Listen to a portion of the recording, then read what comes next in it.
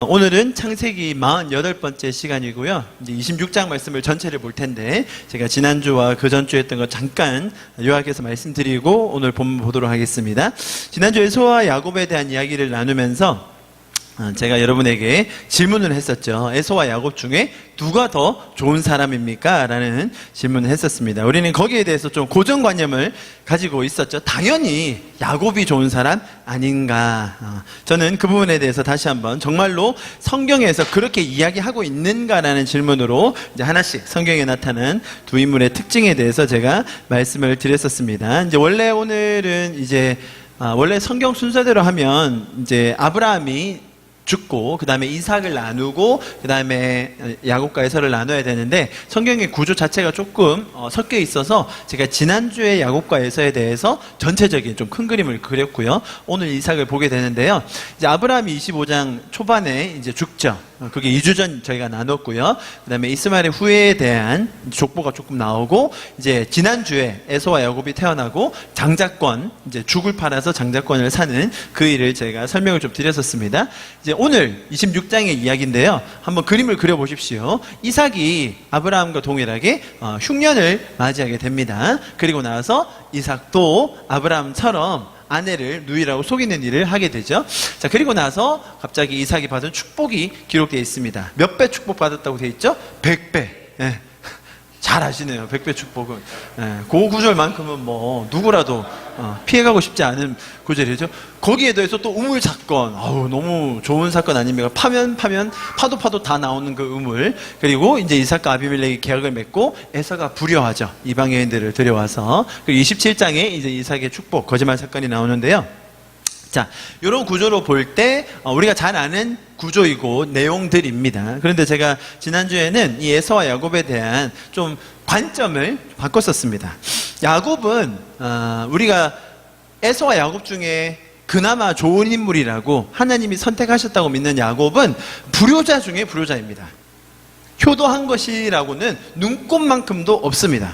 반대로 부모님이 살아계실 때, 그리고 아버지 이삭이 몸이 쇠약해지고 심지어 눈도 거의 보이지 않을 때 평생을 복량했던 사람은 에서와 그의 부인들입니다.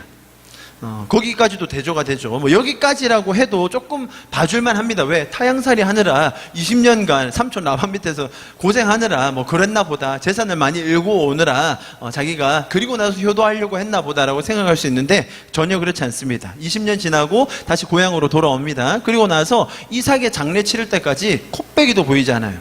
그때까지도 야곱이 아버지 이삭을 찾아갔다는 기록이 없어요. 아버지 죽고 나서 그때 형 에서랑 같이 제사 드리죠. 정말로 불효자 중에 불효자입니다. 외적인 상황도 비슷했습니다. 우리는 야곱이 그래도 하나님의 선택을 받아 라반의 집에서 많은 재산도 일구고 큰 부자가 돼서 돌아왔다고 생각하죠. 여러분, 이삭이 받은 100배의 축복 누가 다 물려받았습니까? 에서가 다 물려받았습니다. 야곱은 하나도 못 받았습니다. 그렇지 않습니까? 당연히 에서가 복량했고 에서가 이삭이 받은 100배 축복 자기가 다 받았습니다. 거기서 머무는 것이 아니라 더 많은 사람, 더 많은 식소를 거느렸습니다. 오죽하면 마중 나가러 주섬주섬 챙겨가 나간 사람이 400명. 야곱은 기껏해야 2대. 비교가 안 됩니다. 누가 훨씬 부자입니까? 에서가 갑부지 야곱은 조금 부자 정도입니다. 자, 그런데 이런 상황을 놓고 보면 야곱은 정말 불효자 중에 불효자, 에서는 그래도 효도한 사람, 외적으로도 더 성공한 사람입니다. 그런데 왜 성경은 야곱을 중심으로 기록되어 있을까요? 야곱을 주인공으로 두어서 야곱 위주로 진행하고 있는 것일까요?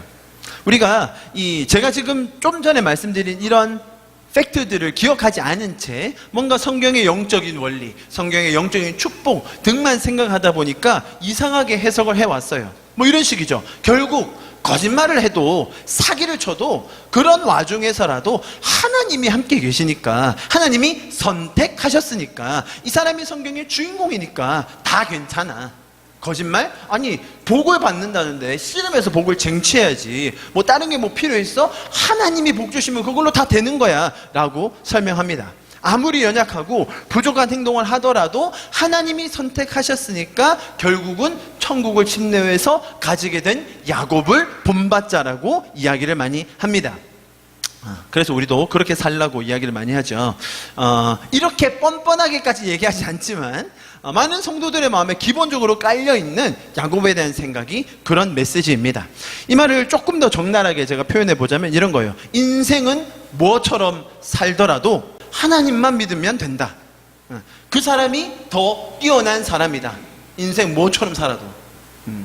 그 사람이 결국은 선택받은 거고 결국 천국에 들어간다. 왜? 천국은 침노하는 자의 것이니까. 우리는 예의, 상식 이런 건 다 집어치우고 그런 건 다 두 번째로 두고 우리는 하나님께 매달려서 복을 쟁취해야 된다. 자, 이렇게 정리할 수 있겠죠? 여러분, 성경이 이렇게 저질적이고 복음은 이토록 유치하며 신앙생활은 이렇게 깊이도 의미도 영향력도 없는 것입니까? 정말로 성경은 그런 이야기를 하기 위해서 야곱과 에서의 스토리를 적어놨을까요? 그렇지 않습니다. 제가 참고로 지난주에 천국은 침노하는 자의 것이다 라는 마태복음 11장 말씀에 대해서 아주 자세하게 설명을 드렸습니다. 필요하신 분들은 꼭 다시 한번 참고해 주시고요. 천국은 침노하는 자의 것이라는 게 포인트가 아니라 그 말씀의 포인트는 뭐였어요? 천국은 침노를 당하나니. 천국의 개방성이죠. 천국은 누구라도 가지기 원하는 자들에게, 심지어 천국을 모르는 자에게들에게도 열려져 있다. 천국은 개방되어 있다. 누구에게라도 침노 당해준다. 그 말이에요. 침노를 해야 빼앗는 게 아니라 천국은 침노를 당하나니라고 되어 있거든요. 그게 더 중요하다고 제가 설명을 드렸습니다. 자, 여러분, 오히려 야곱이라는 그토록 어리석고 꾸미고 거짓말하고 도망가는 그런 죄인이 그렇게 실수하고 죄적인 선택을 하는 와중에 하나님께서 어떻게 그 더러운 죄인 그 한 사람을 인도해 가시며 도와주시며 구원해 주시는지를 보여주는 게 야곱의 스토리예요. 또 비교적으로 반대로 세상적으로는 다 갖췄어요. 뭐 육체적인 능력, 싸움, 사냥, 재산 뭐 다 했어요. 외적으로는 다 갖춘 사람인 것 같지만 하나님과 동행하는 것 없이 죄적인 원리로 살아가는 사람의 한계를 우리가 에서에게서 배운다는 거예요. 이해하시겠죠? 에서는 다 갖췄어요. 고대 그 사회 때 사냥 잘하면 그냥 모든 게 다 되는 거예요. 힘세면 다 되는 겁니다. 모든 걸 다 갖춘 것 같은 사람이지만 하나님을 알아가지 못하고 죄 속에 빠져가는 에서, 또 부족하고 연약하고 죄 많은 야곱 같은 인물이라도 하나님을 알아가는 복을 누린 그 사람에게서 야곱을 배우는 게 아니라 하나님의 은혜가 뭔지를 배운다는 거예요. 아시겠죠? 야곱과 에서의 이 큰 그림을 우리가 다시 잡아야 됩니다. 자, 이제 오늘은 에서와 야곱의 아버지 이제 이삭의 이야기를 드디어 해보도록 하겠습니다. 우리는 이삭의 유년기, 청소년기, 청년기에 일어났던 이 큼지막한 사건들을 알고 있습니다. 오늘 그것을 26장은 아니지만 조금 천천히 짚고 넘어가 보려고 합니다. 반대로 이삭의 아버지 아브라함에 대한 유년기, 청소년기, 청년기는 우리가 몰라요. 왜요?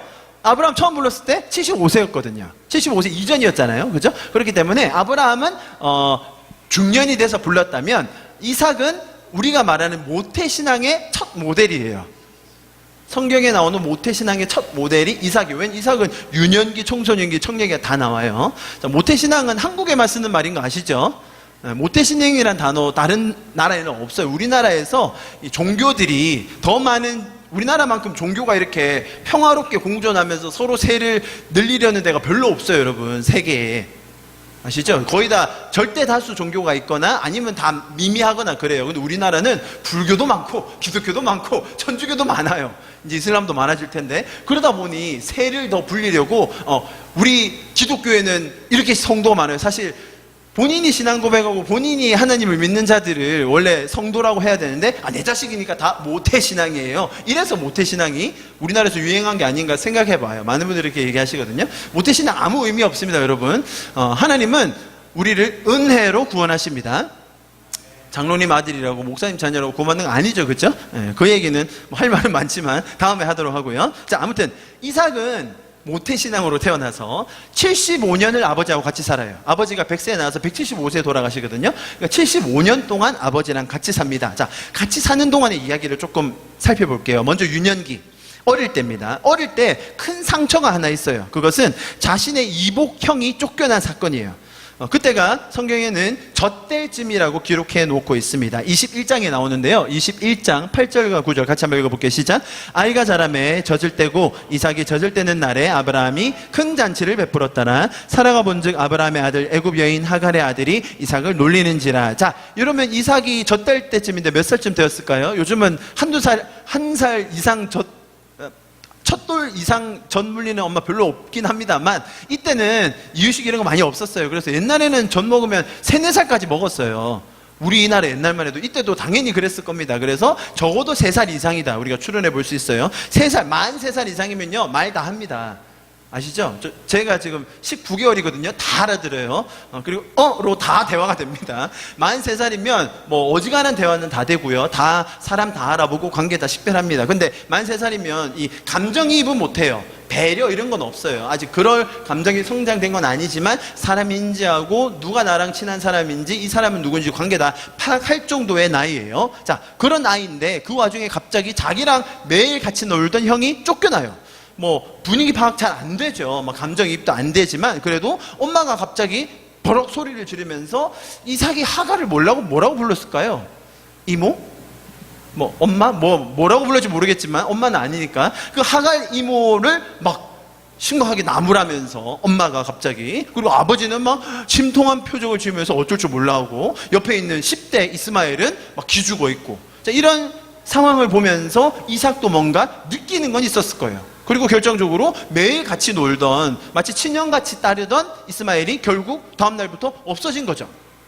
유년기에 이삭이 겪은 큰 사건 하나입니다. 두 번째, 청소년기. 자, 우리가 잘 아는 이삭 번제 사건 우리가 알고 있습니다. 주인공은 이삭이 아닙니다. 그죠? 아브라함이 주인공인 사건이었습니다. 그래서 이삭 번제 사건에서는 우리가 아브라함의 입장을 아주 자세하게 봤지만 이삭의 심정을 다루진 않았었습니다.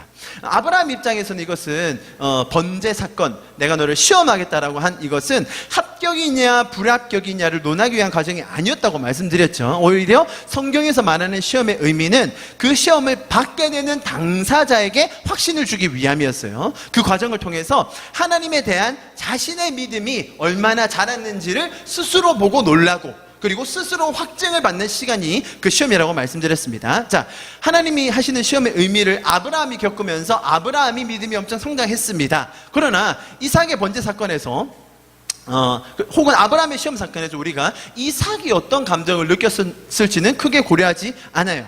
많은 분들이 이때 이삭 번제 사건 때 이삭의 나이가 10대 중반쯤 됐을 거다라고 많이 이야기를 합니다. 자, 그렇다면 분명히 혈기왕성한 10대였을 겁니다. 아버지와 싸워도 분명히 이길 만한 아이였을 겁니다. 그런데 어떻게 그 혈기왕성한 10대가 그 번제 상황에서 반항하거나 힘으로 저지하지 않고 그렇게 차분하게 가만히 있을 수 있었을까요? 다른 말로 하면 이삭은 어떻게 순종하고 하나님을 바랄 수 있었을까요? 이렇게 질문을 해요. 이렇게 질문을 하면 또 보십시오. 이 질문의 전제에 뭐가 들어가요? 이삭이 대단한 애, 이삭은 믿음이 있는 애라는 전제가 들어가다 보니까 이렇게 질문하면 성경이 말하려는 본질을 놓쳐요. 여러분, 아브라함이 하나님의 명령을 받고 이삭을 데리고 모리아산으로 가는데 며칠 걸렸냐면요 3일 걸려요. 그게 정확하게 기록이 되어 있습니다. 22장 3, 4절에 보면 제3일에 아브라함이 눈을 들어 그곳을 멀리 바라본지라. 이제 산에 다다른 거예요. 이제 길을 떠나서 3일째 될 때 모리아산에 도착을 합니다. 아침 일찍 일어나서 출발하잖아요. 자, 3일 길을 걸어가는 동안 아브라함이 이삭에게 무슨 이야기를 했을까요?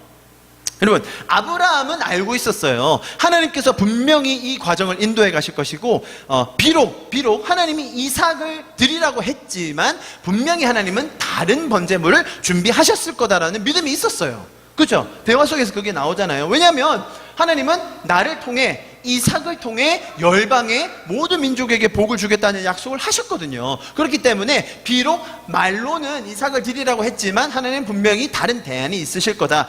혹 설령 내가 다 이해 못하고 내가 아직 하나님을 다 경험 못한 게 있어서 잘 모를 수도 있는데 설령 이삭이 죽더라도 이삭은 다시 살아난다. 그 정도 믿음이 아브라함에게 있었어요. 이 당시에는. 이해하시겠죠?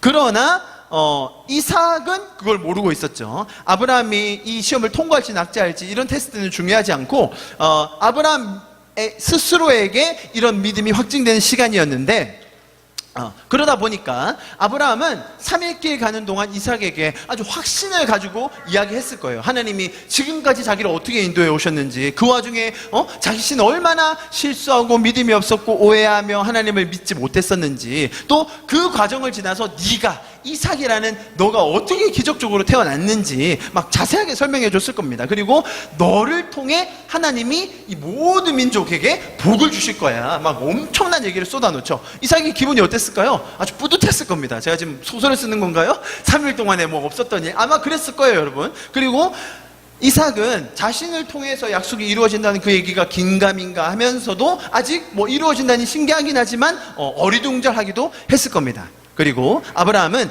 이번에 행해질 이 번제도 하나님께서 분명히 순탄하게 인도해 가실 거라는 이야기를 했을 겁니다. 신신당부했을 거예요. 자, 그러나 아브라함이 자기 아들을 바칠 거라는 얘기는 차마 못했어요. 그죠? 이삭이 묻잖아요. 다른 건 다 있는데 번제로 드릴 양은 어디 있냐고 묻잖아요. 그랬더니 아브라함이 하나님이 준비하실 거다, 여호와 일의 하나님을 거기서 선언을 하죠. 자, 그런데 이상하게 자기 보고 제단에 누우래요. 이건 신종 제사법인가? 나는 보지 말라는 건가? 말하지 말라는 건가? 이해 못했을 겁니다. 이삭이 묻겠어요. 왜 이렇게 진짜로 세게 묻기시네? 나 못 움직이겠네? 아마 그때까지 반응하지 않았을 겁니다. 그런데 아버지께서 갑자기 사뭇 진지한 표정으로 칼을 꺼내시더니 자기한테 와서 찌르는 신용을 하세요. 자, 그때쯤 아마 이삭이 패닉이 됐을 겁니다. 이게 뭐지? 뭐하는 시츄에이션이지? 자, 그때 아브라함이 찌르려고 하는 찰나에 하늘에서 소리가 들립니다. 멈춰라.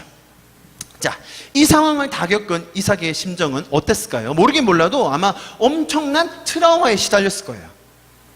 자신을 위해 사람의 뭐든지 다 해주고 자신을 가장 아껴줬던 아버지가 너무 무섭고 진지한 표정으로 칼을 자신에게 들이댔던 그 장면을 잊을 수 있겠습니까? 아마 굉장히 무서웠을 거예요. 그리고 또 보십시오. 다른 한편으로는 그런 무서운 트라우마적인 상황이었지만 또 하나님을 간접적으로 배우는 상황이 되었어요. 분명히 아버지가 말을 했거든요. 이 모든 상황이 순탄하게 진행될 거다. 걱정하지 마라. 하나님께서 모든 걸 다 인도해 주실 거다. 그랬더니 정말로 양이 있었고 잡아서 했죠. 그러니까 그런 경험을 통해 간접적인 2차적인 체험을 하게 됐어요. 아직은 본인의 믿음과 본인의 신앙과는 상관없는 하나님이에요. 그죠? 이것은 아버지의 하나님이지 아직은 자신의 하나님이 아닙니다. 그러나 이 과정을 통해서 하나님이 어떤 분이신지를 간접적으로는 배우게 되었죠. 그래서 이삭의 마음은 혼란스럽기도 하고 어리둥절하기도 하고 긴가민가하기도 하고 무섭기도 하고, 아버지 그래도 그거 너무 심하신 거 아니에요? 아버지가 좀 무섭기도 하고 믿기도 하고, 그렇지만 또 하나님께서 이렇게 인도해 주시네. 뭔가 이제 혼재된 감정이 섞여 있었을 겁니다. 자, 이삭이 이렇게 아버지와 같이 자란 덕에 하나님에 대한 개념은 분명히 있었습니다. 모태 신앙이니까요. 하나님이 누구신지에 대한 개념은 있었습니다만 그것이 자신의 신앙이 되는 것은 그렇게 쉬운 일이 아닙니다. 이삭이요, 남들처럼 이렇게 빨리 장가가지 않았습니다. 나이 40에 결혼했는데요. 아브라함이 며느리 리브가를 얻는 장면은 정말로 창세기 기록되어 있어요. 여러분, 저희가 한 장 전체를 그때 봤잖아요. 그런데 이 정작 이삭이 이 결혼을 어떤 심정과 어떤 감정으로 했는지는 안 나와 있어요. 그 성경 기록의 포인트가 아브라함과 리브가예요. 그죠? 이삭은 어떻게 그 결혼을 임했는지 별로 안 나와 있어요. 그런데 아주 유명한 구절이 한 구절 나와요. 24장에 나오는데요. 24장 63절이 아주 유명해요. 이 쭉 보면 이제 이삭이 리브가를 만나서 가는 장면인데 63절만 같이 한번 읽어볼게요. 시작. 이삭이 오는지라. 24장 63절. 자, 그 뒤에 이제 리브가가 얼굴 가리고 내려와가지고 이제 어머니 돌아가신 거를 이제 위로를 받고 결혼해서 잘 살더라 뭐 이런 내용이잖아요. 자, 그런데 63절을 딱 보면 이삭이 어떤 사람 같아요? 엄청 경건하고, 여러분 지금 나이 40에 이삭이 보통 나이 40에 장가 못 간 총각들은 어떻게 하고 있습니까? 불평, 불만, 아니면 자기 자신을 꾸민다든지 어떻게 하면 결혼을 할까? 여러분, 이 63절 한 구절 때문에 이삭은 결혼과 싱글 라이프와 이 배우자 만나는 거에 대한 일약 스타가 됐어요. 지금 이제 나이 드신 분들은 잘 모르실 텐데, 결혼 예비 학교 이런 이제 그런 커플들 학교에 가면 이 구절이 당연히 등장합니다. 이삭이 어떻게 결혼을 준비했는가? 자, 이삭이 뭐 했습니까? 불평하지 않고 불만 가지지 않고 하나님께서 나에게 좋은 배우자를 주실 거다라고 들에 나가서 묵상했더라. 뭘 묵상했을까요? 하나님의 말씀을 묵상했겠죠. 뭐 묵상이 별거 있습니까? 라고 많은 분들이 얘기했어요. 자, 이렇게 얘기하니까 이삭이 어떻게 돼요? 붕 뜨죠. 와, 이삭은 진짜 신앙 좋은 사람, 믿음 좋은 사람, 하나님을 신뢰하는 사람이라고 생각을 많이 하게 됩니다. 은혜가 되죠. 자, 그러면 제가 요거에 대해서 두 가지 질문을 드려보겠습니다. 첫 번째 질문. 이삭은 정말 이때 63절에 하나님의 말씀을 묵상하고 있었을까요? 두 번째 질문. 자, 이삭이 정말 그렇게 묵상을 해서 은혜롭게 기다렸더니 리브가와 같은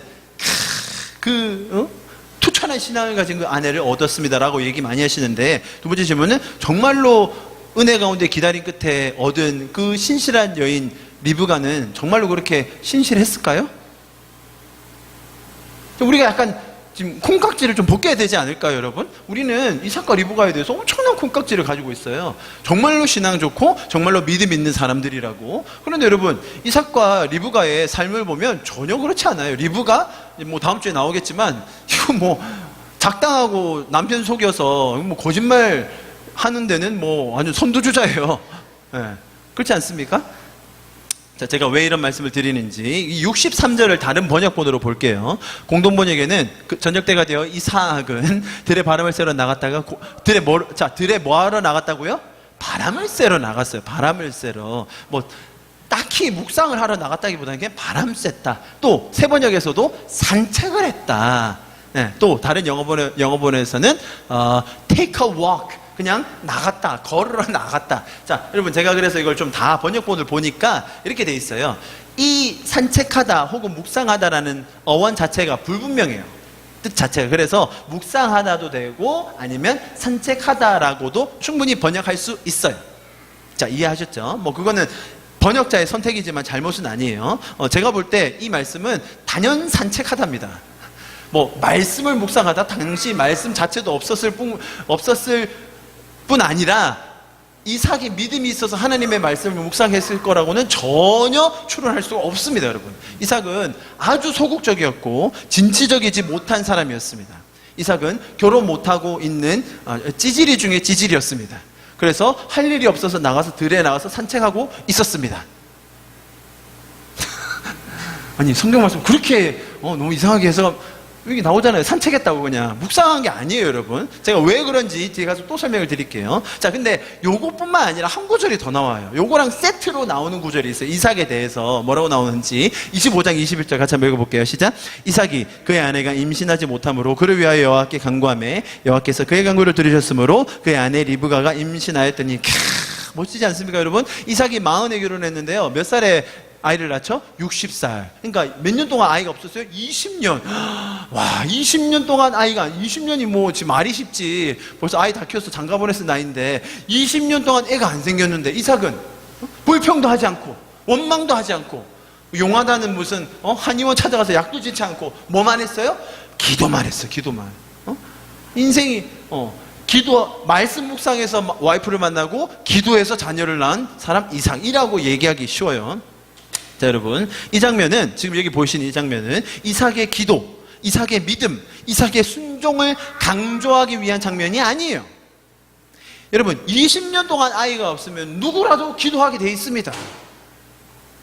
아이가 안 생기고 아이가 생겨야 돼. 뭐 요즘이야 뭐 아이 없이 뭐 살겠다 이런 사람도 있지만 이때는 아이가 없으면 그냥 끝이에요. 가족에, 또 특히 여성의 인생에서 이렇게 절박한 상황이라면, 간절한 사람이라면 시키지 않아도 기도하게 돼 있습니다. 여러분, 내가 할 수 없는 일, 나의 능력 밖의 일이 벌어지면 누구라도 주여 부르짖지 않겠습니까? 자, 그거 얘기하는 거예요. 누구라도 이렇게 부르짖는다. 누구라도 기도할 수밖에 없다. 그 와중에 하나님이 그의 기도를 들어주신다는 거죠. 여러분, 이 이야기의 지금 포인트는 이삭이 믿음이 좋았고 이삭은 불평하지 않고 신앙이 좋았다는 것이 아니라 이삭이 믿음이 없었을 때에 간절함으로, 급박함으로 어쩔 수 없어서 기도하는 그걸 보시고 하나님이 도와주시고 하나님이 만나주시고 하나님이 응답해 주셔서 이삭은 하나님을 천천히 배우고 있다는 거예요. 아버지의 하나님이었던 그 하나님이 이제는 자신의 하나님이 되어가는 과정 중에 있다는 것이지, 이삭이 처음부터 믿음 좋았다, 이삭은 원래부터 신앙이 좋았다, 이삭은 원래부터 기도하는 사람이었다, 그런 이야기가 아니라는 거죠.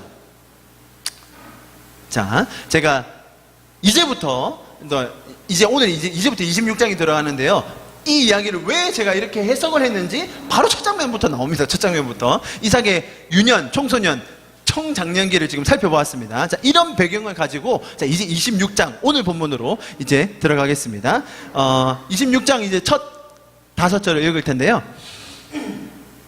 이건 좀 길지만 좀 같이 읽어봤으면 좋겠어요. 자, 여러분, 이 장면 읽으실 때 아브라함과 좀 오버랩해서 읽으셔야 돼요. 아브라함의 장면과 아브라함이 겪었던 일들과 좀 생각을 하시면서 읽으면 좋겠어요. 같이 한번 읽어보겠습니다. 26절 1절부터 5절요. 시작. 아브라함의 때에 첫 흉년이 들었더니 그 땅에 또 흉년이 들매 이삭이 그랄로 가서 블레셋 왕 아비멜렉에 이르렀더니 여호와께서 이삭에게 나타나 이르시되 애굽으로 내려가지 말고 내가 내게 지시하는 땅에 거주하라. 이 땅에 거류하면 내가 너와 함께 있어 내게 복을 주고 내가 이 모든 땅을 너와 내 자손에게 주리라. 내가 내 아버지 아브라함에게 맹세한 것을 이루어 내 자손을 하늘의 별과 같이 번성하게 하며 이 모든 땅을 내 자손에게 주리니 내 자손으로 말미암아 천하 만민이 복을 받으리라. 이는 하나님이 내 말을 순종하고 내 명령과 내 계명 내 율례와 내 법도를 지켰음이라 하시니라. 자, 여러분, 이제 26장 1절부터 이렇게 순서대로 쭉 훑어서 갈 겁니다. 처음 5절을 읽으셨습니다. 1절 말씀에 설명을 해주시죠. 뭐라고요? 아브라함 때도 똑같은 흉년이 있었는데 동일하게 이삭 때도 흉년이 들었다라고 설명해 줍니다. 아브라함 때 흉년이 언제 들었느냐? 12장 10절에 나와요. 보십시오. 자, 12장은 너무 유명한 장이니까 좀 아시겠죠? 12장 1절에서 이제 아브라함을 부르시고 얘기하시면서 떠나라라고 했고, 이제 아브라함이 움직이고, 그리고 나서 바로 직후에 10절입니다. 12장 10절. 요 부분을 기억해 주세요. 위치를. 그 땅에 기근이 들었으므로, 그 땅이 어디입니까? 가나안이에요. 가나안. 아브라함이 애굽에 거류하려고 그리로 내려갔더니 그 땅에 기근이 심하였더라. 하나님께서 가나안에 가라고 하셨고 도착했고 그 땅에 계속 머무르라고 했어요. 자, 보십시오. 중간에 지금 12장인데요. 12장 1절, 2절, 3절에서 복 주시는 얘기하고 나서 5절에 뭐가 나왔냐면 아브라함이 그의 아내 사레와 조카와 하란의 모든 소유와 얻은 사람들을 이끌고 가나안 땅으로 가려고 따라서 마침내, 자, 뭐라고요? 마침내 가나안 땅에 이르렀어요. 자, 가나안 땅에 이르고 나서 7절에 뭐라고 합니까? 여호와께서 아브라함에 나타나 이르시되 내가 이 땅을 내 자손에게 주리라 하신지라. 자기에게 나타나신 여호와께서 그곳에서 제단을 쌓았다. 자, 지금 순서 이해하시겠죠? 12장에서 가라. 갔고 도착했어요. 도착하니까 너 이 땅 줄 거야. 여기 머물러. 했더니 10절에서 바로 어떻게 해요? 냈다 도망친 아브라함이에요. 자, 이해하시겠죠? 요 순서 기억하셔야 됩니다. 자, 제가 이삭의 성장 과정에서 일어난 일들, 그에 대한 해석을 다 드렸어요. 유년기, 청년기, 청장년기. 자, 이제는 이 아브라함의 시작점, 12장에서 나온 이 아브라함의 시작점 75세쯤 됐을 이때와 이삭의 나이가 이제 얼추 비슷해졌어요. 60 딱 지났거든요. 자, 그래서 아브라함과 이삭이 나이가 비슷해졌을 때 우리가 아브라함의 유년기는 몰라서 뭐 내용이 없고, 근데 이삭의 유년기와 청소년기와 청장기를 다 봤고, 이제 아브라함의 시작점과 이삭의 시작점이 딱 비슷한 요 라인이 딱 섰어요. 제 말 이해하시겠죠? 자, 그러면서 희한하게 이렇게 딱 시작하는 시점부터 이제 쭉 가면서 어쩜 이렇게 아빠와 아들이 비슷한 사건을 겪게 되는지 너무 신기할 정도로 많이 나와요. 오늘 26장에서 그게 다 나옵니다. 자, 그런데 조금 다른 부분이 있어요. 12장에서는 먼저 나타나서 약속 주시고 그 다음에 도착하고 아브라함은 냅다 도망치고, 자, 그랬는데 이삭은 조금 달랐어요. 이삭은 어떻게 했냐면 타이밍이 좀 달랐죠. 아까 26장 저희가 읽었는데요. 26장 1절부터 5절 읽었잖아요. 이삭은 어떤 약속을 받냐면 동일하게 하나님께서 나타나셔서 너를 내 자손의 하늘과 별과 같이 이렇게 해주겠다. 아브라함이 받았던 그 복이잖아요. 자, 26장 여기 4절에 나오는 이 하나님의 약속이 이삭이 개인적으로 하나님께 약속을 받는 첫 번째 사건이에요. 그러니까 무슨 말이냐면 아들을 생기게 해주시고 그 다음에 아들이 복중에 싸울 때에 작은 자가 큰 자를 섬기리라 이런 설명들을 해주셨지만, 개인적으로 나타나셔서 아브라함이 받았던 그 약속을 직접적으로 해주시는 것은 이때가 처음이에요. 자, 이해하시겠죠? 자, 그런데 이 상황이 어떤 상황이냐면 아브라함은 약속을 먼저 받고 그 뒤에 냈다 도망갔다면 이삭은 먼저 흉년이 들었는데 갔어요. 그래서니 하나님이 내려가지 말라고 그때 얘기를 해주세요. 내려가지 말라. 다행히 또 그때 내려가지 말라 했으니까 안 내려가요. 이걸 또 엄청난 순종이라고 생각하시는데 여러분, 하나님이 나타나셔서 내려가지 마. 근데 또 굳이 내려갈 이유는 없어요. 바로 그 앞뒤니까. 왜냐하면 보십시오. 내려가지 말고 땅에 거주하라. 그러면 이렇게 뭐 복을 주리라 했더니 이제 그 뒤에 보면 그랄에 거주하니라라고 나와요. 그러니까 이삭이 내려가지 않아요. 자, 그런데 여기서 주목해야 될 부분은 1절에서 5절에 주목해야 될 부분은 5절이에요. 5절. 자, 5절을 한번 눈으로 보십시오. 5절을 보시면 어떤 생각이 드세요? 우리가 아브라함의 인생을 너무 잘 알고 아브라함의 여정을 잘 압니다. 그런데 그 아는 상황에서 5절에서 하나님이 아브라함에 대해서 설명하시는 말을 들으면 여러분 어떤 생각이 드십니까? 두 가지 해석이 가능합니다. 먼저 첫 번째는, 그러니까 아브라함이 이삭 번제 때 했던 그 순종을 말하는 거라면 뭐 어렵지 않아요. 그죠? 이 5절의 말이 아브라함이 모든 명령, 계명, 율례, 법도를 다 지켰대요. 다 지켰대, 아브라함은. 자, 이것이 만약에 이삭 바쳐라 그거 하나를 말하는 거라면 뭐 그러려니 할 수 있어요. 자, 그런데 대부분의 또 학자들은 그렇게 해석하는데요. 근데 여러분, 지금 5절의 이 맥락을 보시면 이 앞에서 설명하는 장면이 너무 아브라함이 겪었던 장면과 흡사하잖아요. 아브라함도 똑같이 기근이 들어서 도망갔거든요. 똑같이 기근이 들었을 때 순종하지 않고 가나안에 머무르지 않고 도망을 갔단 말이죠. 자, 그 장면과 지금 이삭의 이 장면이 너무나도 일치하게 오버랩이 되는데, 그렇다면 이 5절은 사실은 아브라함은 이 장면에서 순종하지 않았다는 거죠. 이해하시겠습니까? 아브라함이 수십 년간 하나님을 겪고 나서 마지막에 한번 순종한 거지 아브라함은 처음부터 순종하지 않았어요.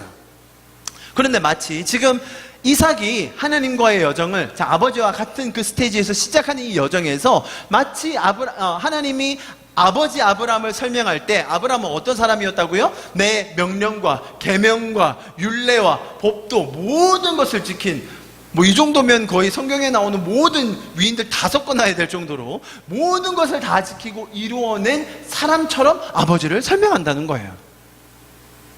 여러분, 하나님은 거짓말쟁이인가요? 아니면 하나님이 좀 기억력이 안 좋으셔서 너무 이 아브라함의 좋은 면만 보셔서 아브라함이 어떤 사람인지를 깜빡하셨을까요? 아브라함은 기근이 왔을 때 순종하지 않았습니다. 여러분, 아브라함도 순종을 해서 그런 복을 끝까지 받아낸 게 아니었습니다.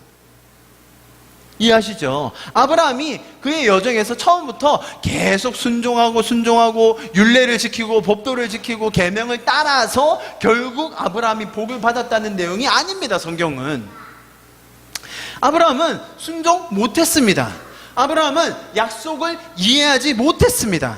그런데 하나님께서 아브라함을 순종할 수 있는 자로, 하나님께서 아브라함을 약속을 이해할 수 있도록 만들어 주신 것이 성경의 기록입니다. 그죠? 그런데 왜 여기에서는 아브라함이 계명과 율례와 법도를 지켰다고 이야기해 주실까요? 여기에 담겨 있는 하나님 아버지의 마음은 뭘까요? 여러분, 동일하게 우리가 같은 맥락에서 오해하기 쉬운 구절이 3절이에요. 3절 보시면 이렇게 되어 있죠. 여기 26장 3절요. 이 땅에 거류하면, 자, 조건이 나와야죠. 이게 무슨 말이냐면 그랄에서 애굽으로 내려가지 말고 거기에 거류하면, 그 다음 뭐라고 되어 있어요? 내가 복을 주고 뭐 하게 해주리라, 이렇게 되어 있어요. 자, 요런 구절 때문에 사람들은 하나님의 복이 조건적이다라고 얘기합니다. 자, 요 구절만 딱 보면 26절 3절에 보면 어떤 조건이에요? 너 애굽 내려가지 마. 이 땅에 머물러야 해. 그렇게 하면 내가 너한테 약속한 복을 줄 거야 라고 말합니다. 여러분, 이렇게 지켜야만 하나님이 복을 주시는 거라고 여러분 생각하십니까? 여러분, 다행히 이삭은 요 순간, 요 장면에서는 다행히 순종을 해요. 아유, 다행이다. 애굽으로 내려가지 않고 그랄에 머물죠. 대조적으로 아브라함은 그렇게 하지 못했어요. 자, 아브라함도 아까 말씀드린 것처럼 모든 율례, 율법, 계명을 지키지 않았어요. 거의 지키지 않았어요. 만약에 하나님의 말씀이 이대로라면 이게 약속 받아내는 게 정말 어려워져요. 아브라함이 그 밑에 약속 다 지켰어야 되고, 그 밑에 이삭이 그 약속 다 지켰어야 되고, 그 밑에 야곱이 약속 다 지켰어야, 그 다음에 그래야 이삭이, 이스라엘이 복을 받고 메시아까지 오는 겁니까? 사실 하나님의 약속이 여기 3절에서 보는 것처럼 정말로 이렇게 조건적으로만 주어지는 거라면, 여기 나오는 문자 그대로 조건적으로만 주어지는 거라면 이 조건이 이루어지기 위한 대대로 이어지는 그 확률은 너무나도 적죠. 이해하시겠습니까? 여러분, 정말로 하나님은 이 모든 약속을 다 지켜내야만 비로소 복을 주시는 하나님이십니까? 그때의 약속을 이루어주시는 하나님이신가요? 그러면 성경에 나오는 이 전체 그림을 봐야 되는 이유가 이런 것 때문이에요. 하나님은 부분에서는 마치 조건을 제시하셔서 복을 주실 것처럼 이야기를 하세요. 그러나 인간 쪽에서 이러한 조건을 이루어내는 경우는 거의 없어요. 거의 없어요. 뭐 완전 없다고 하면 여기서 한번 지켰으니까 거의 없어요. 그러면 하나님은 약속을 지키지 않았을 때, 그 약속을 지켜내지 못했을 때 하나님이 주실 복을 철회하시고 벌하시고 화내시고 계약을 종료하십니까? 하나님은 우리에게 하나님께서 말씀하신 그런 약속들을 따를 것을 가르쳐 주세요. 그러니까 이걸 인간이 따르지 못할 때 너 이거 따르는 게 좋은 거야, 네가 하는 게 좋은 거야, 네가 이것을 지켜내는 게 너에게 유익이고 너에게 복이고 너에게 기쁨이야 라는 것을 하나님은 반복해서 계속 가르쳐주고 계세요. 자, 왜? 그렇죠? 왜? 왜냐하면 하나님의 말씀을 따라 살 때 우리 인생에 기쁨과 평안이 오기 때문이에요. 그럼 이게 너무 쉬운 말 같죠? 하나님의 원리로, 하나님의 말씀대로 살 때 우리 인생에 기쁨과 평안이 오기 때문이에요. 여러분, 하나님의 원리, 하나님의 심정, 하나님의 마음을 따라 사는 것이 우리 인생의 가장 좋은 길임을 꼭 기억하시기를 축복합니다. 다른 길로, 세상의 원리로, 죄적인 원리로 살면 우리는 항상 그에 따른 결과를 맞이하게 돼 있습니다.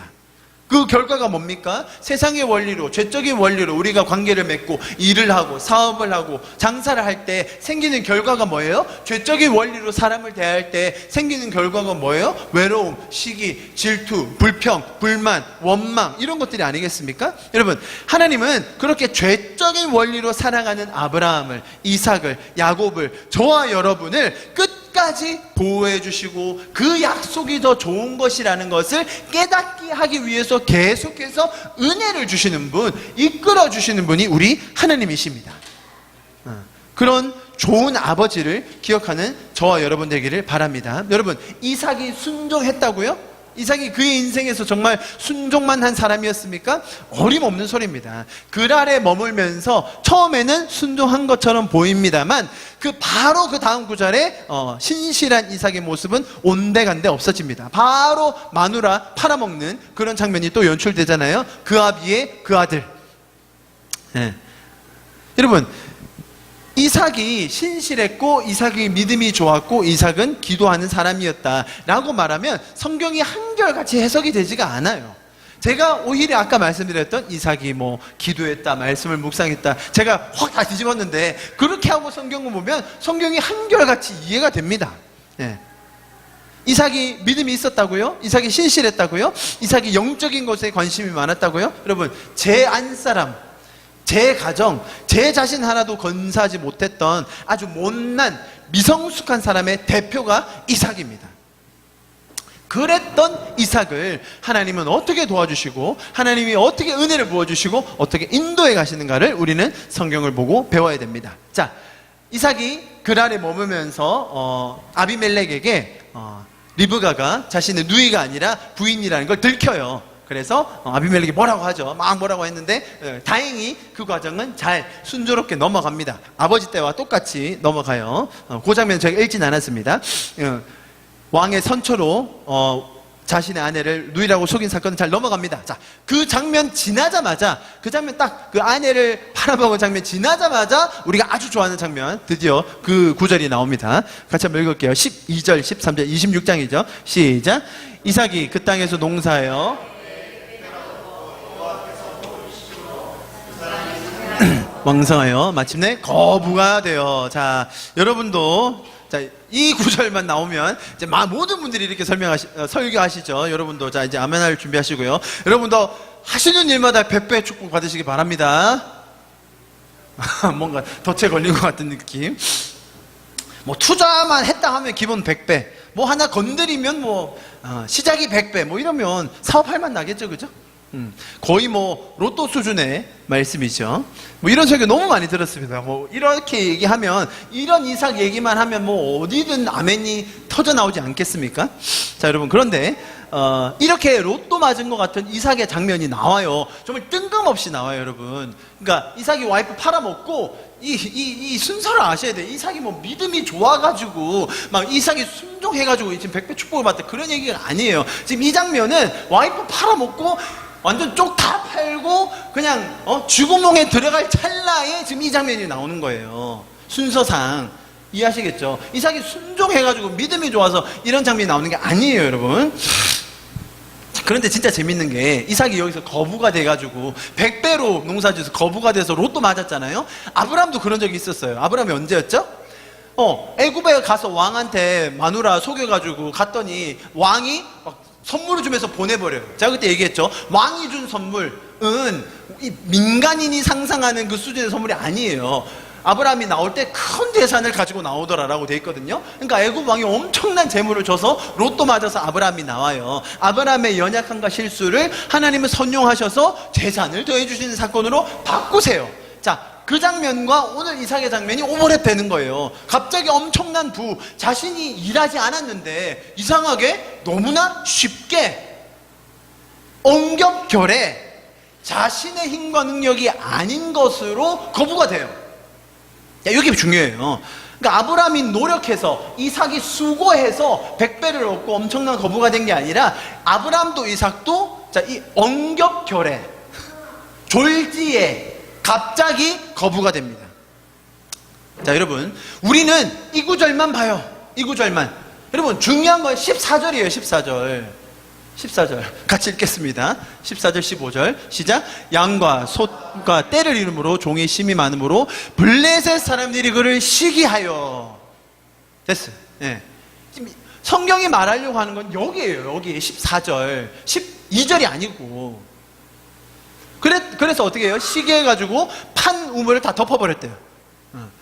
우물을 덮고 또 파던 우물 나왔다. 그건 또 다른 얘기예요, 여러분. 자, 지금 여기서 중요한 거는 14절에서 이삭이 거부가 되었는데 주변 사람들이 시기했다는 거예요. 자, 여러분, 이삭이 100배를 얻었어요. 사실 너무나 희귀한 일이에요. 일반적인 상식적인 일이 아니에요. 농사 지으면 몇 배 정도 얻어야 정상입니까? 2배 얻었으면 그 해 농사는 대박 난 거죠, 여러분. 2배 얻었으면 내가 투자한 거예요, 아닙니까? 내가 시간 들이고 에너지 들이고 돈 투자하고 막 밥 깔고 염을 먹이고 그랬는데 소가 새끼를 낳아가지고 2배가 됐어. 이건 뭐 대박 중에 대박인 거죠, 아닙니까? 소가 12였는데 20도가 됐어. 이건 뭐 동네 지금 잔치할 분위기죠. 근데 소 10마리 키웠더니 100마리면 100배면 몇 마리예요? 100마리 참, 이거 지금 말도 안 되는 상황이 이뤄진 거예요, 여러분. 100배, 정말로 희귀한 사건이에요. 대박 중에 대박인 거예요. 자, 그러면 질문. 여러분, 대박 맞았습니다. 정말 희귀한 일이 벌어졌습니다. 뭐 해야 됩니까, 그러면? 나눠야 됩니다, 여러분, 그거를. 지금 성경이 한 얘기 그거예요. 왜 안 나눴냐는 거예요. 왜 너 혼자 다 닦아 처먹었냐는 거예요. 네가 벌었어? 네가 했어? 그 100배 한 거 너가 수고해서 얻었니? 지금 그 얘기 하는 거예요, 여러분. 100배라는 것이 내가 수고해서, 내가 신농사법을 개발해서 아무도 하지 않는 그 새벽 같은 시간에 일어나서 열심히 농사지어서 100배를 얻었다, 지금 그 얘기가 아니잖아요, 성경이 말하는 게. 여러분, 사람들은 자신의 성공과 자신의 부가 스스로 노력해서 일궈졌다고 생각할 때가 너무 많아요. 그래서 여러분, 요즘에 유행하는 게 젊은 갑부들이에요. 젊은 갑부들 20대인데 막 수십억씩 벌어가지고 펑펑 쓰면서 그 SNS에 올리고 막 자랑질 하는 애들이 있거든요. 걔네들이 공통적으로 얘기하는 게 있어요. 제가 진짜 이가 갈린 애들이 있는데 다 이렇게 얘기해요. 자기가 흙수저 중에 흙수저였다는 거죠. 에? 정말 개천에서 살다가 내가 정말 이를 악물고 노력하고 막 남들이 일 안 할 때 일하고 내가 시도하지 않은 법을 시도하고 뭐 온갖 수욕과 수모를 다 당하면서 열심히 일했더니 내가 지금 이 자리까지 왔다. 그래서 나는 쓸 자격이 있다고. 대표적인 뭐 그런 애들이 있어요. 에? 그러면서 너희도 나처럼 해봐. 너희도 나처럼 될 수 있어. 한 달에 한 번씩 슈퍼카 바꾸고, 하루 600만 원짜리 막 호텔에서, 걔는 집 팔고 호텔에서 살아요. 하루 600만 원. 하루 자는데 돈이. 뭐 정확한 건 모르겠지만, 아무튼 그런 애들이 있거든요. 걔네들이 한 얘기가, 걔 20대예요, 20대. 자기가 엄청 가난하고 불행했는데, 내가 이렇게 노력했더니 이렇게 됐다는 거예요. 내가 진짜 그런 애들 보면, 여러분, 이런 말 같지도 않은 소리들을 성공한 사람들이 너무 쉽게 뱉어내요. 그럼 세계에서 제일 부자들이 자기가 그렇게 노력해서 부자가 됐을까요? 제일 유명한 사람은 빌 게이츠예요. 빌 게이츠가 자기가 노력해서 돈을 많이 벌었을까요? 그때 운이 좋았던 거예요. 자기가 만든 그 프로그램이 당시에 그냥 터진 거예요. 지금 빌 게이츠가 그렇게 만들었다면 안 됩니다, 여러분. 이해하시겠죠? 성공은 운입니다, 운. 그 사람, 여러분, 반대로 말하면 자기들이 그렇게 노력했대요. 자기들이 그렇게 수고하고 노력했대요. 그러면 똑같이 수고하고, 아니, 더 많이 수고한 사람은 다 그렇게 성공해야 되는 거 아닙니까? 지금 아시안 게임이 한창인데, 우리의 모든 관심은 금메달리스트에게만 갑니다. 금메달리스트 인터뷰하면 다 똑같이 얘기해요. 더 노력했고, 더 땀을 많이 흘렸대요. 여러분, 예선 통과 못한 사람 중에 금메달 딴 사람보다 더 땀 흘린 사람이 없을까요? 많아요, 여러분. 당연히 많아요. 그 금메달 딴에는 몸이 좋겠죠. 그 운동에 딱 맞는 몸을 가지고 나왔겠죠. 그리고 경기하다가, 여러분, 스포츠 경기 보면 운이 얼마나 많은 줄 아세요? 그냥 넣었는데 그냥 들어간 거예요, 기술이. 걔는 계속 넣었는데 어쩌다 보니 안 들어간 거고. 여러분, 스포츠가 얼마나 운이 많은데, 제가 노력이 없다고 말하는 거 아니에요. 노력을 하는 그 사람들 중에서도 누군가는 더 탑이 되고 누군가는 안 돼요. 근데 그것을 마치 자신이 다 읽어낸 것처럼, 자신의 전유물인 것처럼, 자신이 모든 것을 해서 그 결과가 나왔다고 말하는 것은 너무나 교만한 일이라는 겁니다. 여러분, 우리 성도들은 우리가 얻고 우리가 누리고 있는 모든 것이 하나님의 은혜임을 기억해야 될 줄 믿습니다. 여러분, 이삭이 100배의 축복을 얻었습니다. 여러분, 이것은 성경이 말하는 축복의 절정을 의미합니다. 이삭이 지금 그거를 막 다 세가지고, 자, 하나 심었는데 100개 나왔건 지금 그 100배를 얘기하려고 성경이 100배로 적어놨겠어요? 아니죠. 자, 성경에서 100배로 축복을 받았다는 말은, 정말로 하나님이 그를 엄청나게 모든 것을 다 주셔서 축복하셨다라는 것을 이야기하는 겁니다.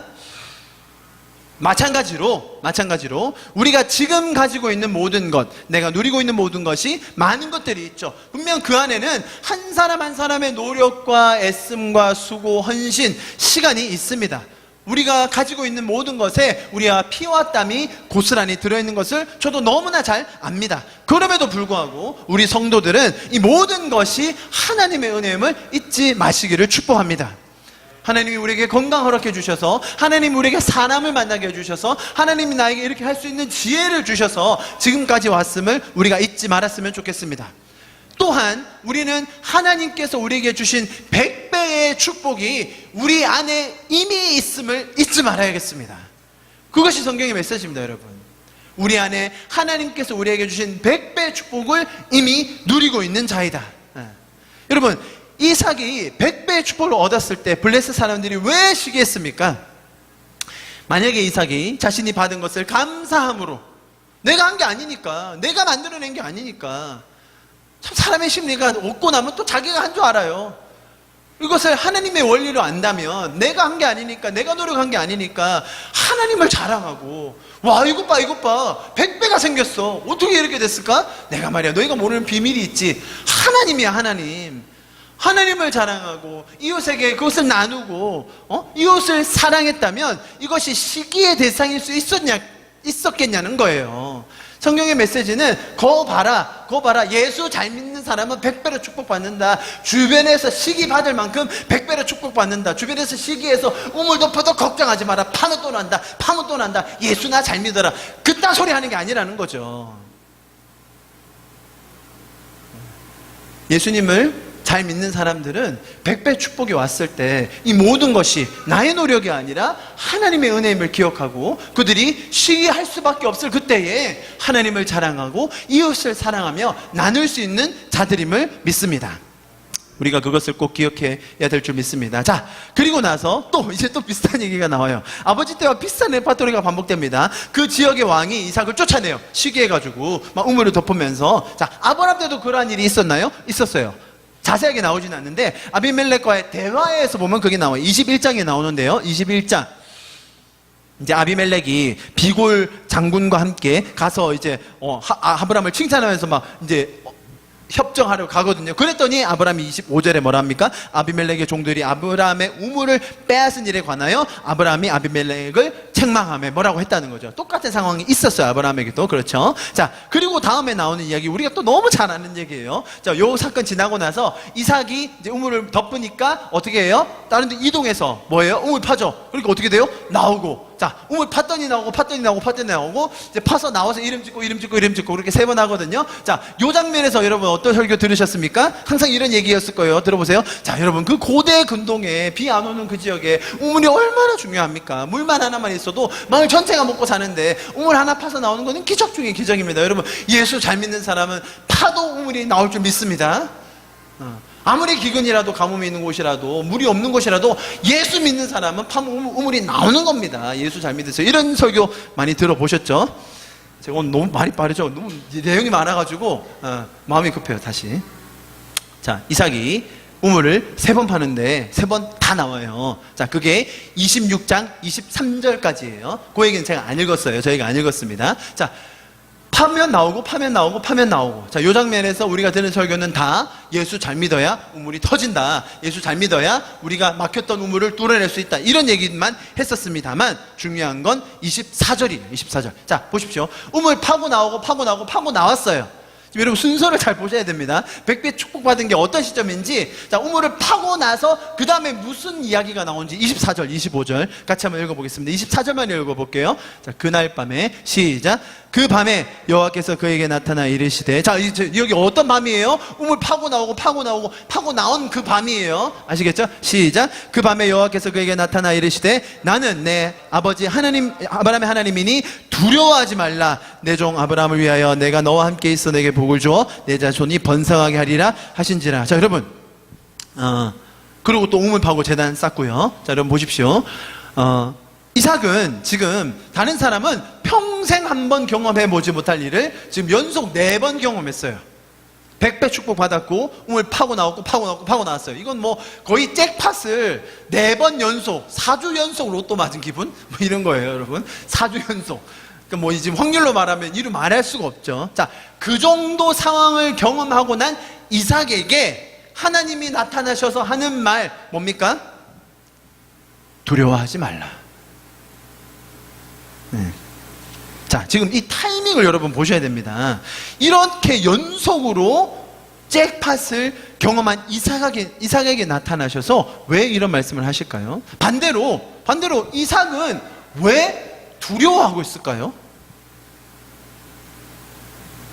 자, 여기서 말하는 이 두려워하지 말라가 2가지로 될 수 있을 것 같아요. 세상을 두려워하고 있었든 아니면 지금 하나님이 나타나서 하나님의 존재를 두려워하지 말라고 하는 거든 어떤 것이든 간에 문제는 이삭은 지금 이런 4번의 연속적인 어마어마한 기적을 경험하고도 평안이 없었다는 거예요. 지금 이삭에게는 그런 기적으로 채워지지 않는 공허함이 마음에 있었다는 거예요. 그래서 하나님은 이때 다시 나타나셔서 이삭에게 약속을 주세요. 처음 나타나셔서 주셨던 약속, 그거 가지고 이삭이 살면서 기적을 경험하고 있지만, 그럼에도 불구하고 이삭은 이웃을 보지 못하고 주변을 보지 못하고 시기하게 만들고 다투고 있는 찰나에 마음에 공허함과 불안과 근심이 있는 그 이삭에게 찾아가셔서 하나님이 하시는 말, 내가 너로 복을 주어 내 자손이 번성하게 하겠다라는 거예요. 여러분, 우리가 여기서 기억해야 될 것은 우물을 파면 나왔어요. 그런데 왜 이삭의 마음에는 평안이 없었을까? 그것은 우물에서 물이 나온다고 해서 모든 걱정이 해결되는 게 아니라는 거예요. 인생에 문제가 없다고 해서 모든 염려가 없어지는 것이 아니에요. 우리 삶에 모든 것이 순탄하게 진행된다고 해서, 막힘이 없다고 해서 근심이 사라지는 게 아니에요. 반대로 말하면 우리가 고난 속에 있을지라도, 광야에 있을지라도, 재난 가운데 있을지라도 하나님의 마음을 알고 그분의 음성을 듣고 그분과 동행하는 사람에게는 평안이 있다는 겁니다. 여러분, 다시 한번 말씀드리겠습니다. 인생에 문제가 없다고 해서 염려가 없는 게 아니에요. 우리 삶의 모든 게 순탄하게 진행되고 있다고 해서, 기적을 경험하고 있다고 해서 우리 인생의 근심이 사라지는 게 아니에요. 주변에 아무런 걱정 없이 문제 없이 다 지내는 사람들, 고민과 근심과 걱정이 없을까요? 미래에 대한 불안이 없을까요? 모두가 다 가지고 있어요. 반대로 말하면 우리 인생에 고난이 있고 우리 인생이 광야 속에 있고 심지어 재난 가운데 있다 할지라도 하나님이 나와 함께 계시고 하나님이 내 인생을 향하여 가지신 계획을 알고 있고 그분의 음성을 들으며 그분과 동행하는 자들에게는 평안이 있다는 것이죠.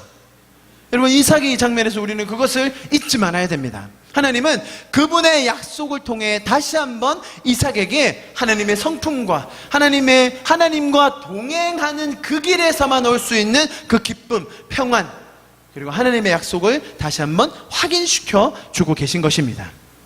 여러분, 제가 26장에서 나오는 말씀들을 순서대로 지금 쭉 훑어보고 있습니다. 사실 이것 말고도 아브라함과 이삭의 인생을 오버랩하게 하는 공통적인 사건들이 많이 있습니다. 제가 이렇게 정리를 좀 해봤는데요. 눈으로 보시면 아시겠죠. 처음에 나오는 요 성경 구절이 아브라함 때, 두 번째 나오는 구절이 이삭 때예요. 보시면 누이라는 장면 봤고요. 물질적인 복, 아까 제가 설명드렸죠. 로또 맞는 거. 다음에 우물 분쟁 나왔고, 상호 조약, 서로 조약을 맺거든요. 똑같아요. 그리고 동명으로 등장하는 왕과 장군 아비멜렉과 비골인데, 이것이 뭐 완전 동맹인지는 완전 동맹인지 아니면 당시 그 지역의 그 나라의 왕들을 호칭하는 이름이 그거였는지 뭐 정확히 알 수는 없지만 일단은 동명으로 등장하고요. 브엘세바를 명명하고 제단을 쌓은 일 등 아버지 아브라함과 아들 이삭의 인생에는 이토록 너무나 싱크율이 높게 일이 진행되는 것을 볼 수 있어요. 자, 여러분, 저희가 이렇게 반복되는 사건 하나하나에서 제가 몇 가지를 살펴봤는데요. 자, 이번에는 이렇게 동일한 사건들이 여러 개가 너무나도 많이 반복돼서 나오는 데는 분명히 의미가 있다는 것을 우리가 다시 한번 기억해야 돼요. 자, 여러분, 우리 모두는 죄인이었습니다.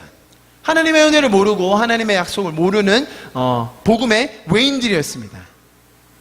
우리가 하나님의 성품 계획, 그분의 약속, 인도하심, 공급하심, 그분의 마음을 전혀 몰랐습니다. 그래서 우리는 세상 속에서, 죄 속에서 헤매고 있었습니다. 죄의 결과로 신음하고 있었습니다. 그런데 그런 우리를 하나님이 먼저 찾아와 주셨고, 그런 죄에서 우리를 구원해 주셨고, 죄의 결과로부터 우리를 자유케 해 주셨습니다. 여러분, 우리 한 명 한 명의 스토리가 다 다릅니다. 우리가 살아온 인생의 여정, 인생의 굴곡은 저마다 다 다를 것입니다. 그러나 공통점이 있습니다. 그것은 우리는 죄인이었고 하나님께서 우리를 은혜로 구원해 주셔서 지금도 인도해 주고 계신다는 사실입니다. 여러분, 아브라함과 이삭의 이 인생에서 공통적으로 볼 수 있는 이 사건들, 이것에서 볼 수 있는 공통된 스토리는 죄인의 한계예요. 죄인의 한계. 사람의 인생에서 반복적으로 드러나는 죄, 우리가 스스로의 힘으로는 이겨낼 수 없는 죄, 죄에 쩌들어 있는 세상, 하나님을 알지 못하는 자들, 그 속에서 나타날 수밖에 없는 시기, 질투, 교만, 탐욕, 이 모든 것들이 하나님을 떠난 인간들이 사는 세상의 결과라는 것이죠. 자, 여러분, 그런데 그렇게 사는 인간들, 아브라함을, 이삭을, 저와 여러분을 하나님은 그냥 내버려 두지 않으세요. 우리를 구원해 내실 뿐만 아니라 우리가 상상할 수도 없는 놀라운 일들을 우리 인생에 이루어주고 계신 것이에요. 그것이 아브라함과 이삭의 스토리에서 볼 수 있는 것이죠. 여러분, 매번 이런 일들이 있을 때마다 죄인들은 죄적인 원리로 반응할 수밖에 없어요. 하지만 하나님께서는 우리가 할 수 없는 일들을 매번 그분의 은혜로 기적으로 이루어주고 계신 거예요. 그런데 여러분, 그것뿐만 아니라 하나님은 거기서 멈추시는 것이 아니라 우리의 지경을 확장시켜 주세요. 우리가 죄적으로 머물 수밖에 없는 그 상황을 하나님은 은혜를 주시고 구원해 주실 뿐만 아니라 우리의 지경을 넓혀 주시는 것이 성경의 기록입니다. 사실 여러분, 처음부터 하나님은 그 약속을 우리에게 해 주셨습니다. 4절, 26장 4절에서 처음에 이삭에게 주셨던 약속의 말씀인데요. 같이 한번 4절 위에 것만 한번 읽어볼게요. 시작. 내 자손을 하늘의 별과 같이 번성하게 하여 이 모든 땅을 내 자손에게 주리니, 그 다음요, 내 자손으로 말미암아 천하 만민이 복을 얻을 것이라. 자, 여러분, 포인트를 어디에 주느냐에 따라 말씀이 다르게 읽히죠, 그죠? 하나님 잘 믿으면 내 자손 복 받는 거야. 하나님 잘 믿으면 내가 은혜 받는 거야. 거기에서만 머무를 수도 있지만, 하나님께서 여기서 포인트를 주시는 건 뭐예요? 너가 그렇게 복을 받아, 너가 은혜를 받아, 너가 구원을 받아, 너가 죄에서 극복함을 받아, 죄에서 자유함을 받아, 그 은혜를 알고 나면 어떻게 될 거라고요? 천하 만민이 그 복을 동시에 누릴 거라는 거예요. 다른 번역에서 뭐라고 합니까? 세상의 모든 민족이 내 씨를 덕입어 복을 입겠다. 그죠? All nations of the earth. 자, 하나님의 이 말씀의 포인트는, 자, 지금 하나님께서 아브라함과 이삭을 이끌어 가시면서 그분의 마음, 그분의 초점을 어디에 두고 계시냐면, 사실은 아브라함과 이삭이 첫 번째 포인트이긴 하지만, 포커스이긴 하지만, 그들이 받는 복과 그들이 받는 은혜, 그들이 누리고 있는 이 하나님의 인도하심을 통해 하나님의 시선이 또 다음으로 옮겨가고 있는 것은 이방들이에요. 이방들, 모든 민족들이라는 겁니다.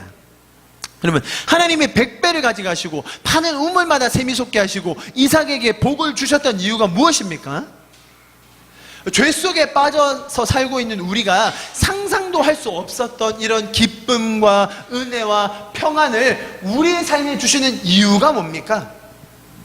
아브라함에게 또 이삭에게 하나님은 어떤 마음으로 이런 일들을 계속 진행하고 계실까요? 여러분, 하나님은 복의 근원이시고 하나님이 생명의 주관자이시라는 이 관점을 아브라함과 이삭에게, 또 동시에 이방에게도 전달하고 계시다는 거예요. 여러분, 그렇다고 해서 물질적인 복이 있어야만 그런 복들을 누리고 나눌 수 있다는 그런 얘기는 아니에요. 왜냐하면 아까 저희가 봤듯이 우물을 계속해서 팔 때마다 터져 나오는 경험을 하고 있던 이삭에게도 두려움과 근심이 있었거든요.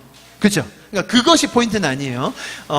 무슨 말이냐면, 하나님은 각자의 수준에 맞게, 하나님은 각각 개인들의 상황에 맞게 하나님 자신을 계시해주고 계신다는 것이죠.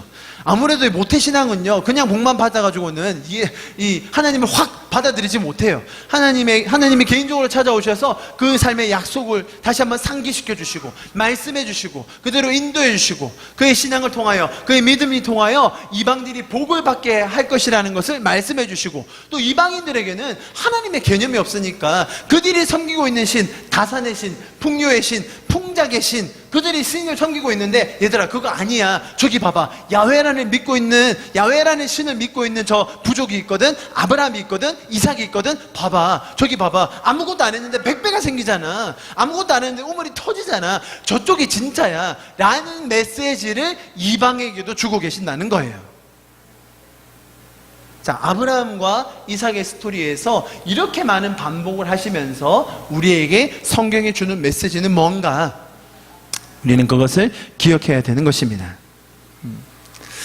자, 제가 좀 26장을 쭉 좀 스피디하게 읽었는데요, 좀 결론적으로 이야기를 드리고 우리 기도하고 예배를 마쳤으면 좋겠습니다. 여러분, 성경은 너무나 한결같이 이야기합니다.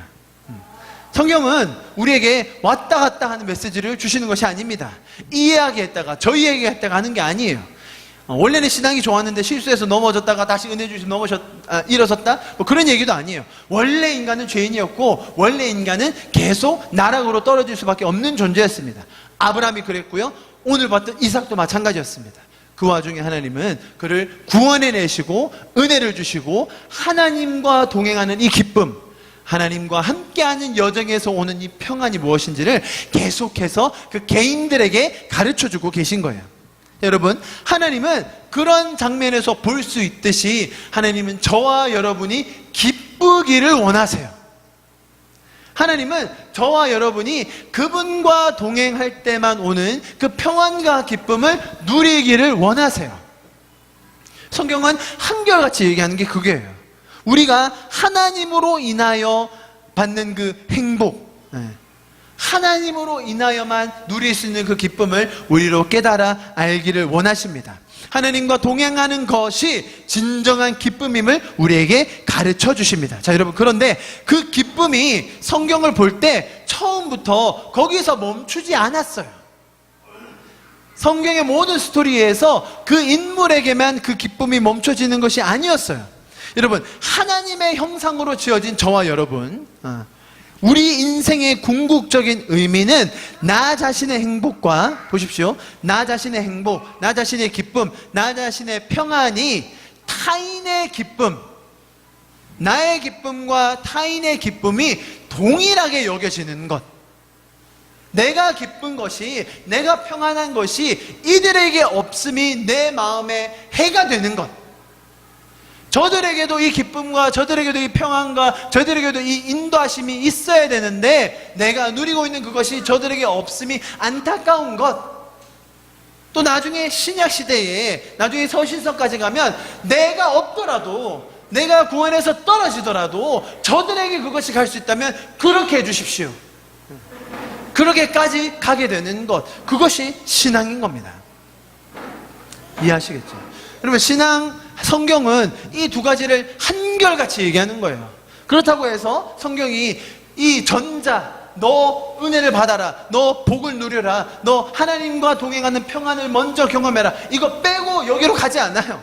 그래서 우리가 창세기를 볼 때는 사실 모든 사람들이, 나오는 인물들마다 여기까지 가는 사람은 없는 거예요. 아직. 아브라함이 그랬습니까?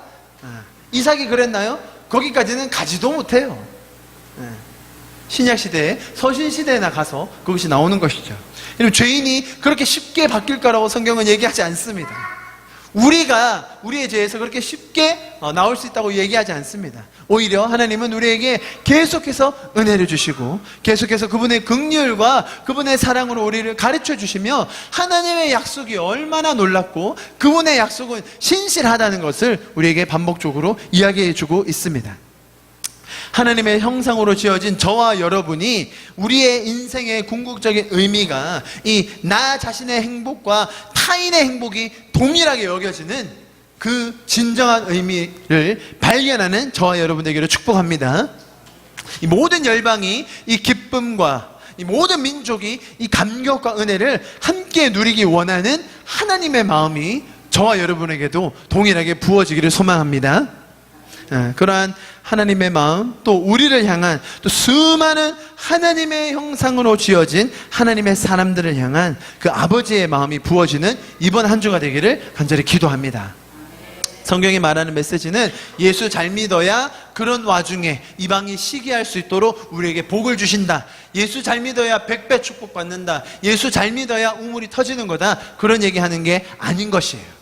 하나님은 그 모든 상황 속에서 하나님이 어떤 분이신지, 하나님의 마음이 어떤 것인지를 너무나 다이나믹한 스토리 속에서 우리에게 알려주시고 계신 것입니다. 아브라함과 이삭의 사건들을 우리가 함께 보면서 정말로 그 하나님 아버지의 마음을 우리가 더 깊게 누리고 깨닫고 또 나누는 저와 여러분들이 되기를 간절히 축복합니다. 여러분, 마지막으로 우리 기도하고 예배를 마쳤으면 좋겠습니다. 성경에서 한결같이 말하는 것이 있습니다. 우리는 죄인이었고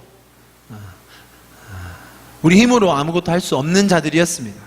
아브라함도 이삭도 성경의 그 어떤 인물도 그들이 스스로의 힘으로 죄를 벗어날 수 없었습니다. 그들이 자력으로 하나님을 알 수 없었으며 그들 스스로의 힘으로 하나님의 약속이 어떤 것인지를 깨닫지 못했습니다. 그런 죄 속에 있을 때 하나님은 그들을 구원해 주십니다. 그들을 만나 주십니다. 그들에게 약속을 주십니다. 인도해 주십니다. 그 와중에 죄인들은 주변이 시기함에도 불구하고 그 은혜를 나누지 못합니다. 하나님의 약속에 이미 들어있었지만 그 복을 천하만민과 누리기에는 아직 역부족이었습니다. 하나님은 우리에게 100배의 축복을 이미 주셨습니다.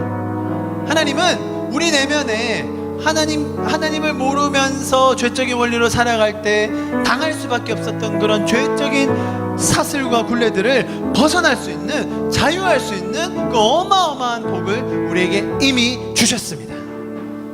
우리는 그 복을 누릴 수 있고 그 복을 나눌 수 있는 특권을 가진 자들입니다. 성경의 일관된 메시지, 아브라함에게서 반복되었고 이삭에서 동일하게 나타났던 그 메시지가 우리의 삶에도 하나님의 그 능력과 은혜로 말미암아 드러나기를 간절히 소망합니다. 주님, 나의 연약함을 붙들어 주십시오. 내가 사람들을 대할 때, 내가 관계를 맺을 때, 내가 일을 할 때 하나님의 원리로 하지 못한다는 건 주님 긍휼히 여겨 주십시오. 내가 죄적인 원리로 사람들을 대하고 일을 할 때마다, 내 가정을 대할 때마다 그 죄적인 원리로 오는 결과들이 있음을 우리가 성경을 통해서 배웁니다. 여러분, 하나님, 그 죄적인 원리로부터 내가 자유케 하여 주시옵소서. 내가 하나님의 원리를 선택하게 하여 주시옵소서. 하나님의 그 심정으로 일하게 하여 주시옵소서. 하나님의 길이 더 선하고 좋은 것임을 나로 내 인생 가운데 더 깊게 깨닫고 정말 하나님의 원리로 살며 누리며 나누는 제가 되게 하여 주시옵소서. 주님, 주님께서 하셨던 그 약속, 내 힘으로 내 능력으로는 이루어낼 수 없는 그 약속들이 내 인생 가운데 내 주변에 더 흘러가게 하여 주시옵소서. 하나님, 나로 하여금 그 일을 감당할 수 있는 능력과 은혜와 주님의 사랑을 더하여 주시옵소서. 내 인생에 주님의 은혜가 더 충만하게 하여 주시옵소서. 우리 그렇게 주님의 그 은혜가 내 삶에 충만할 수 있도록 주님의 성령께서 나를 인도하여 주시도록 우리의 삶을 주님 앞에 올려드리며 같이 기도하시면서 예배를 마치도록 하시겠습니다. 기도하시겠습니다.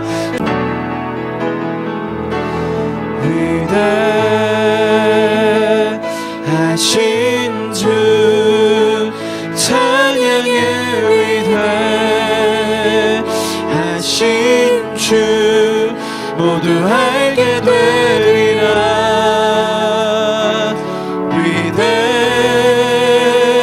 위대하신 주, 위대하신 주,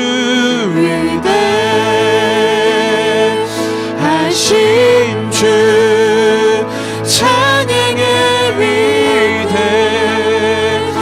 위대하신 주 모두 알게 되리라. 위대하신 주 모든 이름 위에, 모든 이름 위에 가장 뛰어난 이름 다 찬양해. 위대하신 주 모든 이름 위에, 모든 이름 위에 가장 뛰어난 이름 다 찬양해. 위대하신 주, 위대하신 주,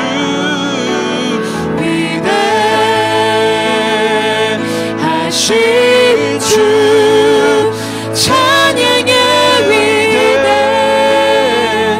위대하신 주 모두 알게 되리라.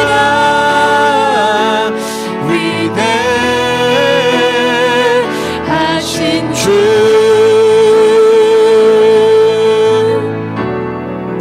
모두 알게 되리라.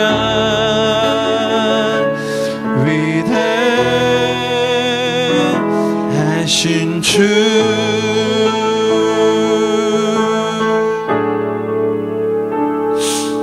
아멘. 그렇습니다. 주님, 주님이 위대하십니다. 주님이 살아계시고 이 순간도 우리 가운데 역사하시는 분임을 우리가 믿습니다. 놀랍게 역사하시는 그 주님, 모두가 알게 될 것입니다. 주님의 살아계시고 그 선하시고 주님의 그 놀라우신 성품을 모두가 알게 될 것입니다. 모든 민족이 열방이 알게 될 것입니다. 주님, 우리의 삶 가운데 주님께서 주신 그 100배의 축복, 이미 이루어 주신 그 놀라운 축복을 우리로 모든 이들이 알게 하게 하여 주시옵소서. 주님, 우리 안에 있는 기쁨과 평안을 그 누구도 빼앗아가지 못할 것입니다.